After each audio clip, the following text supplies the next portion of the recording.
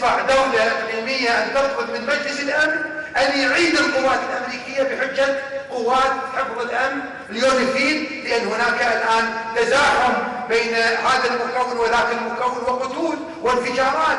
ليش ما نجيب قوات دولية تفصل من الرمادي إلى الشمال بعنوان أكس العراق؟ أكس العراق. اكو معادلات جاي تتحرك بالمنطقة، أجندات جاي تتحرك بالمنطقة. هاي مو مؤامرة. ويتهمني واحد يقول انتم عندكم دولة القانون تحجون دائما بنظرية المؤامرة. معقولة يقول العراق يستقر يبقى دولة مستقرة تستخرج ثرواتها وتطور امنها وتطور رجالها وتطور مستقبلها وتبني مستقبلها؟ معقولة هيك يقول لنا الشرق الاوسط جديد؟ يريد العراق ان ينقسم كرد وعرب وشيعة وسنة ومسيحيين ويشبكوا.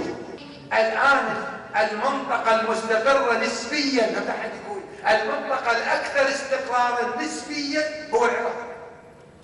هو العراق. تطلع مظاهرات ما تنتشر ما يصير شيء، تطلع مظاهرات الناس فيها ما يصير شيء، يكتب الصحافة ما تصير شيء، يصير تفجير ما تصير شيء. مو استهزاء بالدم العراقي، ولا استهزئ بالدم العراقي ولا بالإنسان العراقي، بس أقول أكو استقرار نسبي أساسه أن العملية السياسية بترسخ بأفئدتكم وبعقولكم، وأنه لا عودة إلى نظام الدكتاتور، لا عودة إلى نظام الحزب الواحد، لا عودة إلى التآمر البحثي، لا عودة إلى تمزيق العراق.